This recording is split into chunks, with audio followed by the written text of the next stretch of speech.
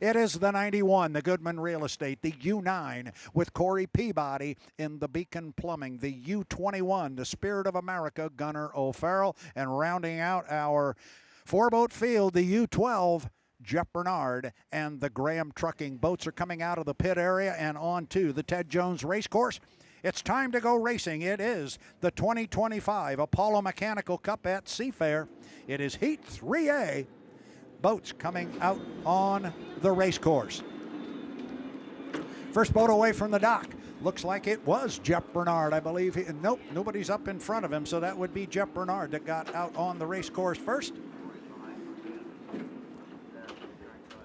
He will work his way up the backstretch with 4 minutes and 14 seconds on the clock. You see Jeff going past the log boom here. Here comes Andrew Tate, U91. He's going to come up on the inside of Gunnar O'Farrell and went past the gun dog as they were headed up the backstretch. Inside 4 minutes, inside 4 minutes.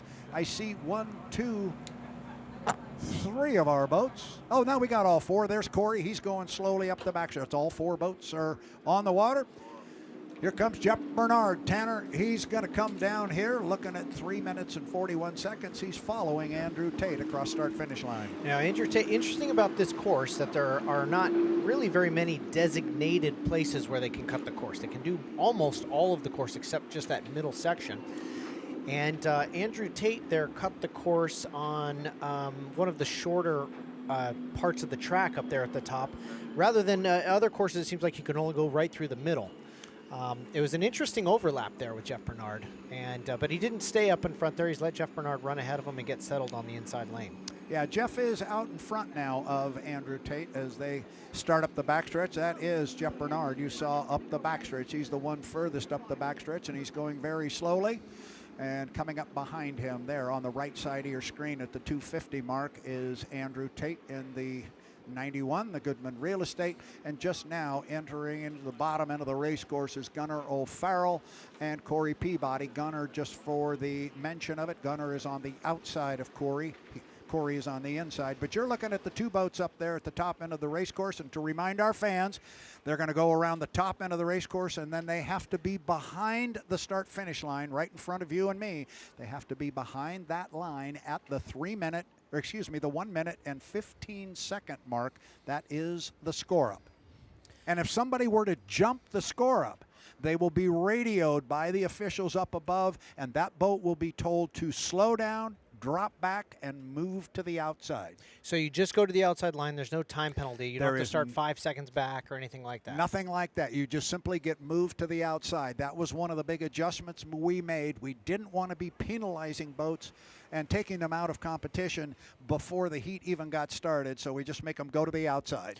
Now you notice a little bit windier today than it was yesterday, and where Jeff Bernard just was at the top of the course at the apex, the rollers from the previous lap were sitting right on the inside lane. We didn't have that necessarily yesterday, so that could add an element for whatever driver chooses that inside lane. Yeah, and you could actually see them there. Now keep an eye on Corey here. Corey's coming with a head of speed. That's the boat on the left at the top end. Have we got a leapfrog coming here? Jeff can't go anywhere, and Jeff's got about 4 seconds to kill.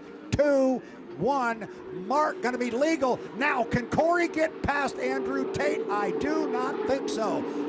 Those are the 2 boats coming hard down to the lower corner. It requires 5 boat lengths or a full rooster tail, whichever is longer, before Corey could move left. Andrew is doing what we call defending that inside lane, and he defended it well. He sure did. So in that case, Jeff Bernard just a little bit early to the line, had to slow down. The faster boat's able to get a legal overlap to take lane 1 and 2 with Andrew Tate getting all the way to the inside. Actually, lane 1 is still open. If Jeff wants to jump in there, there's plenty of room, and Jeff is on an inside lane. It's the boat on the far right, back behind the field, and I think Andrew's going to give him lane 1. I think Andrew, and if you talk to somebody like John Walters, he'll say lane 2 is the place to be on this particular race course. We'll see how it plays out, but now Jeff is pulling up at the 22nd mark. He is going to have lane 1. Tate's going to be in 2. Corey's going to be in 3. Gunner's going to be on the far outside. Jeff has already put the hammer down.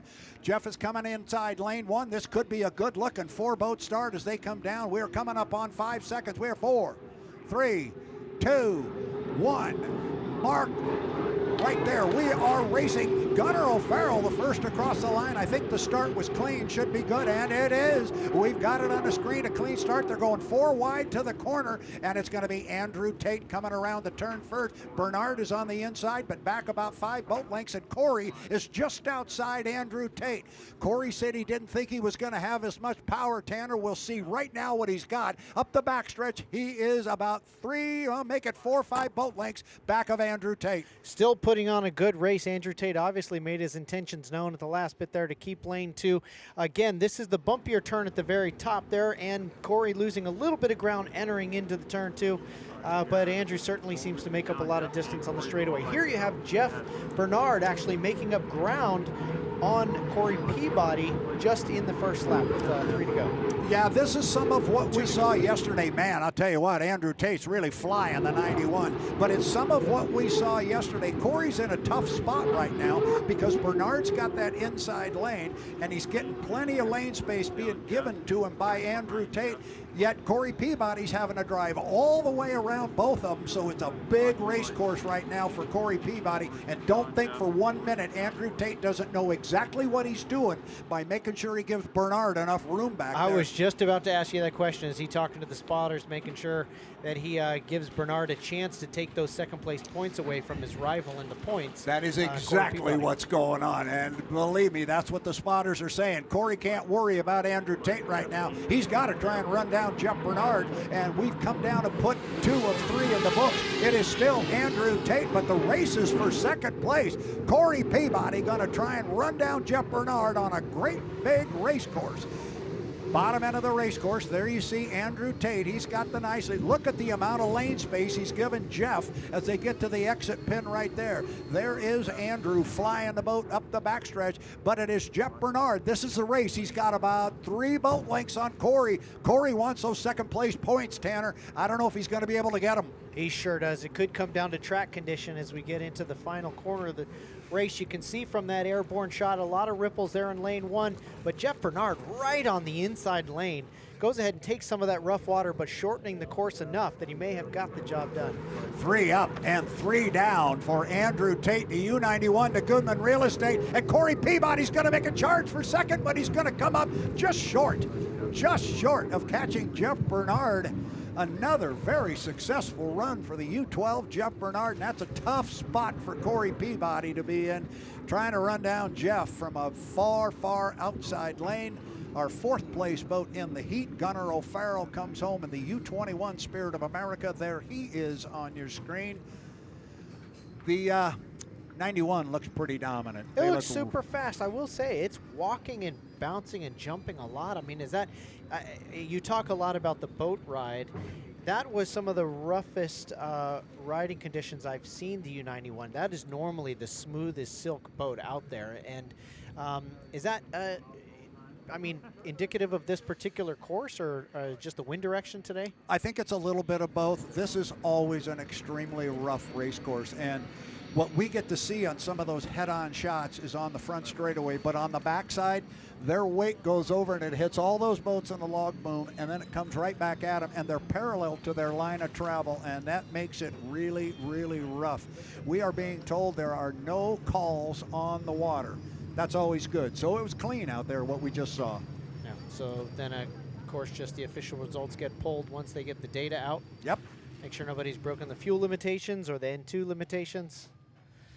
And if all goes well, I mean, that continues a clean sweep so far for Andrew Tate. So our boats are headed back toward the Stan Sayers Memorial Pit area. We had a nice talk earlier today about Stan Sayers and his role and why this is the Stan Sayers Memorial Pit area. And he put the Slow Motion 4 racing team together. We've already had this discussion, but for you, this was back in 1950. This is the Ted Jones race course. Stan Sayers, a Seattle businessman, got a hold of Ted Jones and a gentleman named Anker Jensen. They built a boat that set the world straightaway speed record, went to Detroit, won the Gold Cup, brought it out to Seattle, and that was 1950 and 51. We had our first race, and here we are. Wow. We're still standing here.